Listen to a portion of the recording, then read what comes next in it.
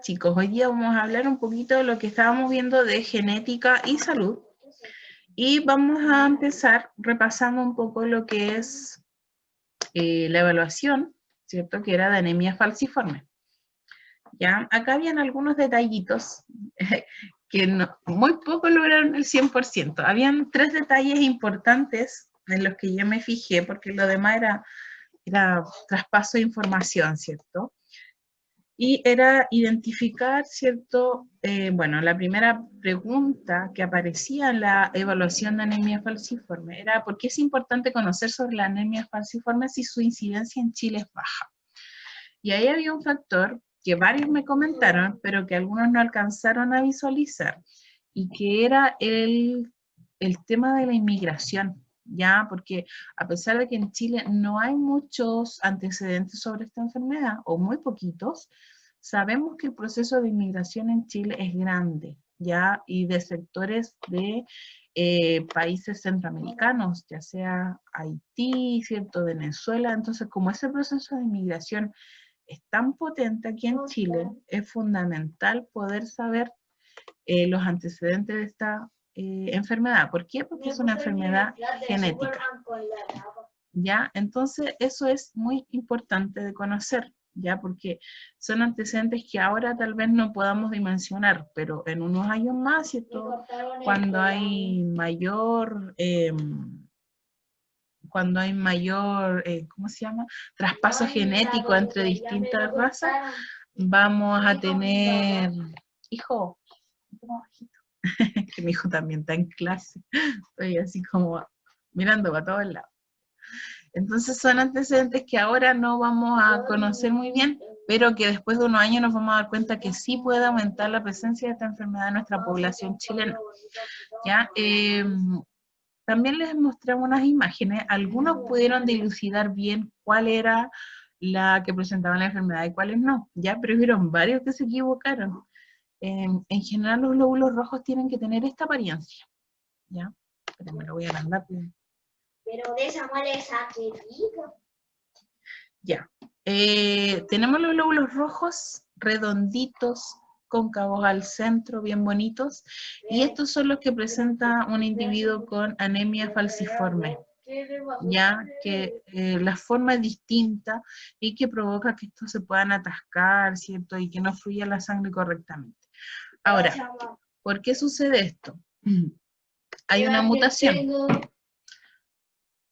Hay una mutación que hace que la hemoglobina presente en glóbulos rojos tenga una estructura distinta. Ya la proteína tiene una estructura distinta, por lo tanto provoca mutación. Vamos a ir viendo cómo ocurre esto, porque yo les puse en la tablita, ¿cierto? Quería la causa y después especifiqué, ¿cierto? Que es la causa genética. ¿Por qué? Porque había que relacionarlo con lo que estuvimos hablando, que era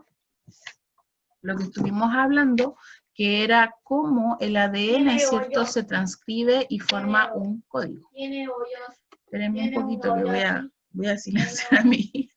Julián, está hablando muy fuerte. Sácate el audífono o habla más bajito, ¿ya? Ya, ahora sí. Ya, me perdí, ¿ven? Me desconcentraron. Aquí, bueno, ¿qué tenemos que saber de la anemia falciforme?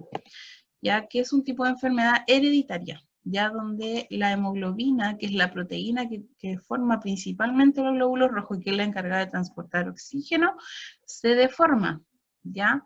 Y esto provoca, ¿cierto?, que hay una falla en el transporte del oxígeno o que hay una mala circulación.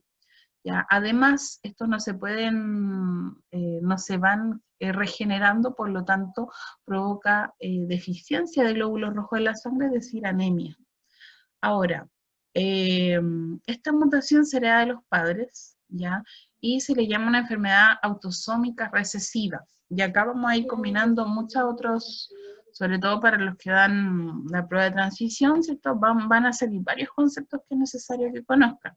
Cuando hablo de una enfermedad genética autosómica recesiva, cuando hablo de autosómico quiere decir que es parte de los cromosomas que no son sexuales, ¿ya? Es decir, corresponde a los cromosomas que determinan todas las otras características del cuerpo. Y recesivo quiere decir que se tiene que presentar en los dos progenitores, o sea, desde los dos progenitores, y el alelo tiene que estar doble para que la enfermedad se pueda expresar. Por lo tanto, el porcentaje de incidencia igual es bajo. ¿Cómo se puede ver eso? Tenemos, por ejemplo, un padre con rasgos de células falciformes, es decir, va a tener una parte de una hemoglobina normal y la otra falciforme. Y el padre, el otro padre, ¿cierto? O padre y madre, también va a tener una hemoglobina normal y una hemoglobina falciforme, ¿ya? Entonces, al hacer el cruce, ¿cuál es la posibilidad que tenemos? Vamos a tener que tengo un 25% que sí puede tener la enfermedad, ¿ya? Porque coinciden, ¿cierto? Los dos rasgos recesivos, que sería S, que sería la anemia falciforme. Y luego tenemos que los otros hijos, quiere decir el 50% es portador solamente, ¿ya? Portador. Y luego nos queda el otro 25%, que son aquellos que no heredan ese gen falciforme, por lo tanto son sanos, 25% sano, 25% enfermo y 50% portador, ¿ya? Entonces, de esta forma se hace el cruce para determinar la herencia autosómica recesiva. Recesivo, ¿por qué? Porque se tienen que dar en los dos alelos para que se pueda expresar, ¿ya? Y ahora, ¿qué otra cosa era importante aquí explicar en esta parte? De que lo que sucedía en la mutación, ¿ya? Lo que hay en la mutación es que, por ejemplo, tenemos nuestra hemoglobina normal, que tiene nuestro codón, ¿cierto? Que es CTT, y nuestro ARN mensajero, que corresponde, ¿cierto? Recuerden que íbamos a tener la combinación, ¿cierto? De la base nitrogenada, y esta es la combinación correcta. Y esto codifica para una hemoglobina normal, y aquí había un péptido, ¿cierto? Que es glutamato, perdón, ácido glutámico. Y en el caso de la hemoglobina que es mutante, vamos a tener aquí un error. Y que en vez de una T vamos a tener una A. Entonces, esto va a provocar que haya una transcripción incorrecta del código genético y que se sintetice una proteína que es la valina, en vez del ácido glutámico. Entonces, esto va a provocar que las células, ¿cierto? Que esta es la estructura normal de la hemoglobina. Son estructuras separadas. Aquí tenemos una que está medianamente, ¿cierto?, infectada, y aquí esta estructura que no corresponde, ¿cierto? Y por lo tanto nos causa estos glóbulos rojos en forma de hoz, que causa la anemia falciforme.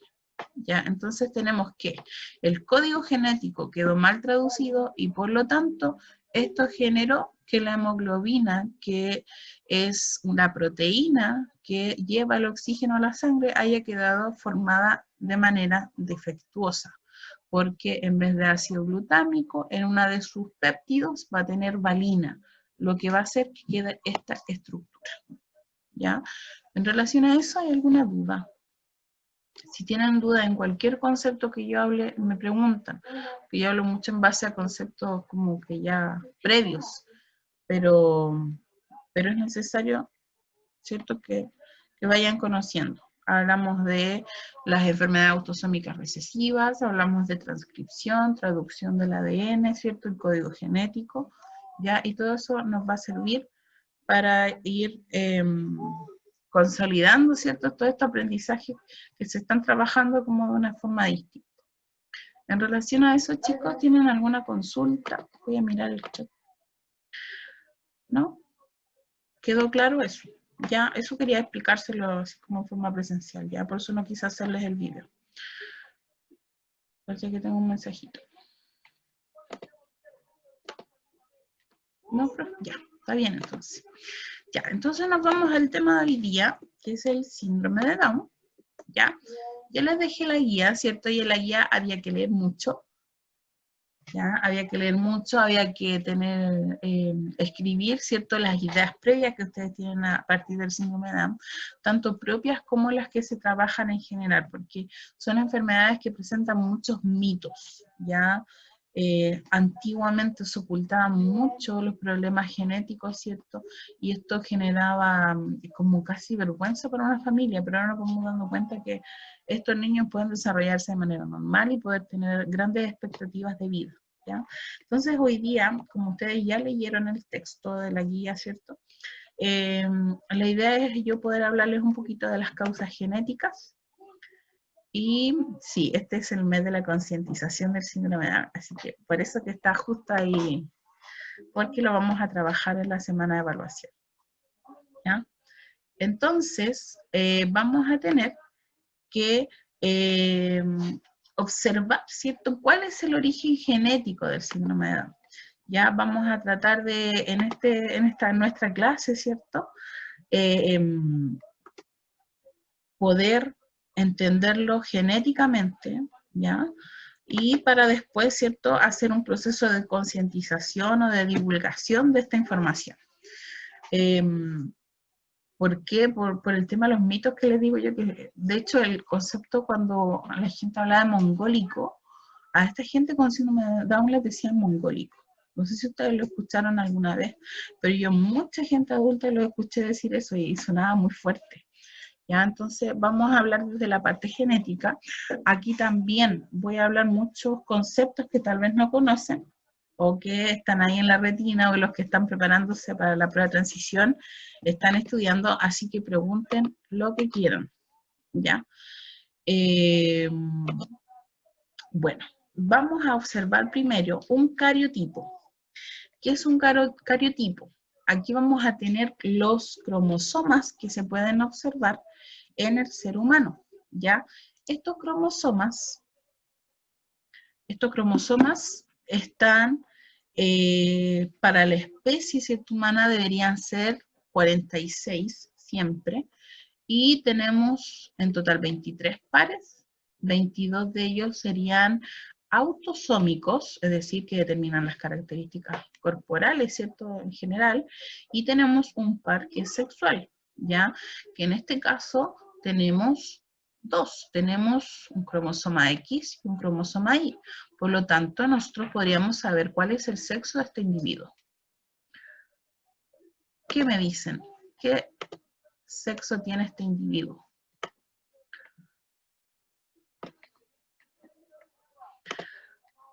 Aquí, vean el cariotipo.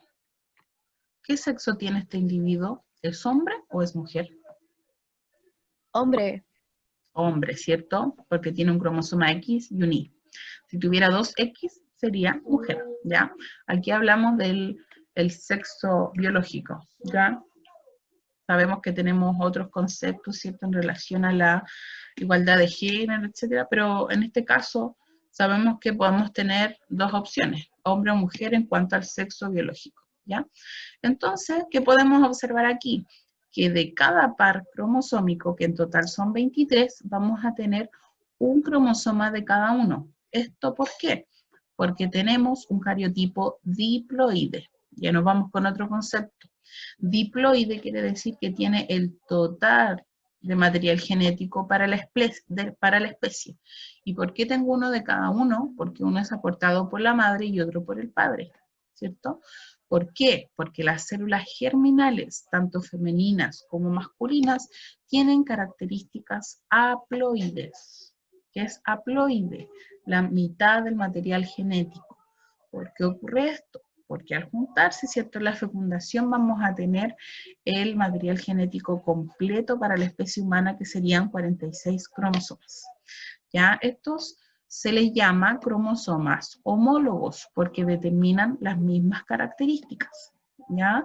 En algún momento, ¿cierto?, cuando ocurre el proceso de meiosis, vamos a tener que estos cromosomas van a tener una separación, ¿ya? Que lo vamos a ver al tiro. Lo vamos a ver en un momento. Entonces aquí vamos a tener un cariotipo un cariotipo para una persona que tiene la enfermedad de síndrome de Down, ¿ya? Díganme cuál es el sexo biológico de esta persona, según lo que pueden observar en el cariotipo.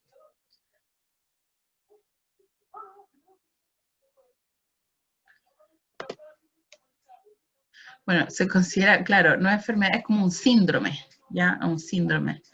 Tiene que ver con una alteración genética, una mutación, por lo tanto, por eso a veces se habla como de enfermedad. Pero más bien podemos hablar de un síndrome. Yo creo que eso es lo que está mejor dicho, ¿ya? Una condición o un síndrome, ¿ya? Muy bien, muchas gracias por la aclaración. Es mujer, ¿por qué? Porque tiene 2 cromosomas X. Muy bien. ¿Y qué es lo otro que ustedes podrían observar que hay extraño aquí? ¿Cuántos cromosomas pueden ver? Es que en el 21 hay 3 cromosomas. Exacto. En el par 21 tenemos la presencia de 3 cromosomas, ¿ya? Entonces, esto nos daría un cariotipo, ¿cierto?, de 47 cromosomas, lo que corresponde a un cromosoma extra de lo que debería ser en la especie humana, ¿ya? Entonces, bajo este síndrome, ¿cierto?, vamos a tener un cromosoma extra, ¿ya? Esto nos va a dar como consecuencia una serie de alteraciones morfológicas y que van a alterar, ¿cierto?, el desarrollo normal del ser humano, ¿ya? Ahora, estas condiciones no tienen que ver, ¿cierto?, con el sexo. No es una enfermedad, perdón, no es una alteración genética asociada al sexo, sino que es más bien autosómica también. ¿Por qué autosómica? Porque son de los relacionados con los cromosomas que no son los sexuales. Eso es autosómico, recuérdalo. La principal causa, casi el 95%, es la no disgregación de los cromosomas. Por ejemplo, tenemos el cromosoma 21, aportado por el padre y por la madre. Recordemos que el proceso de división meiótica nos va a dar, ¿cierto?, como resultado la segregación, ¿cierto?, y la formación de 4 células distintas. ¿Por qué distintas? Porque en el proceso de meiosis ocurre permutación cromosómica y crossing over, ¿ya? Entonces, aquí este cromosoma doble se tiene que separar, ¿cierto?, en 2 cromátidas y vamos a obtenerlo así. Este cromosoma también. ¿Qué sucede en el síndrome de Down? Vamos a tener una no disyunción, ¿ya? Es decir, que puede que estos cromosomas no se separen cuando corresponda, ¿ya? Entonces, al no separarse, el viaje va a ser mal, entonces va a haber, donde debía haber un solo cromosoma, van a haber 2, ¿ya? Puede ser en esta etapa, ¿ya? O puede ser también en la segunda división meiótica, es decir, la primera puede ocurrir bien, pero después en esta parte el cromosoma no se divide bien en sus cromátidas hermanas y quedan 2 juntas, ¿ya? Entonces esto también puede dar origen a que nos quede una trisomía, es decir, 3 cromosomas en lugar de 1, ¿ya? Esta es la principal causa, el 95%, pero también existen otras 2 causas, ¿ya? Uno es la translocación. Por ejemplo, que en uno de los cromosomas esté pegado o adherido otro cromosoma de los cercanos, por ejemplo, del par 14 o del par 23, ¿ya? Generalmente es del 14, entonces puede quedar pegado un pedacito de otro cromosoma, ¿ya? Entonces esta translocación es que otro cromosoma de otro par quede pegado o quede un pedacito adherido al cromosoma del par 21, ¿ya? Este porcentaje es muy bajito, ya casi el 3,5% de las personas que tienen síndrome de Down pueden presentar esto. Ahora, existe otro factor que se llama mosaicismo, ya que también es muy escaso, el 1,5%, ¿y qué corresponde acá? que, cierto que tenemos 47 cromosomas, porque tenemos una trisomía, ¿cierto? Pero esto va a ocurrir, estos 47 cromosomas van a estar solo en algunas células del cuerpo, no en todas, ¿ya? Porque en el caso de la esperemos, déjenme volver atrás. Aquí, en el caso de la no disyunción, esto ocurre para todas las células del cuerpo, es decir, todas las células van a tener 47 cromosomas. Todas, todas, todas, todas. Y en cambio, en la causa, cuando es mosaicismo, solo algunas de las células van a tener este padecimiento. Por lo tanto, va a ser mucho más atenuado y serán mucho más sanos, por decirlo así, que los que tienen síndrome de Down causado por translocación. ¿Ya? Entonces son 3 causas. La no disyunción cromosómica, la translocación, que es que otro cromosoma quede pegadito, o el mosaicismo, que solo algunas de las células del cuerpo tienen 47 cromosomas, las demás van a tener los cromosomas normales. ¿Ya? Se dice que entre los factores de riesgo esto puede ocurrir cuando las mujeres tienen más de 40 años. ¿Por qué? Porque los óvulos están más viejos. Por lo tanto, ese óvulo, cuando termina recuerden que en el caso de la mujer, el ovocito 2, que es el que siempre llaman como óvulo, ese ovocito 2 ya está viejo. ¿Por qué? Porque cuando uno es mujer, los ovocitos que tiene en su stock tienen la misma edad que uno. Por ejemplo, si yo fui mamá a los 30 años, ese ovocito tiene 30 años. Si fui mamá a los 15, ese ovocito tiene 15 años, porque en el momento en que uno nace, se forman esos ovocitos. Terminan de madurar, bueno, no como ovocitos, sino tiene el nombre previo, ¿ya? Como bogonios, ¿ya? Después cuando uno llega a la adolescencia, sigue el proceso de meiosis, y después cuando ese ovocito es fecundado, ahí recién termina su segunda división meiótica y se transforma en un óvulo. Por lo tanto, mientras mayor es la edad de embarazo, hay mayores riesgos, ¿ya? Eso es cierto, ¿ya? Y es un factor de riesgo, pero no... El síndrome de Down tiene muy poca prevalencia de causa genética, es más bien un proceso que puede ocurrir durante la formación de los ovocitos femenino y masculino, o que ocurre porque no hubo translocación en el proceso de división meiótica, ¿ya?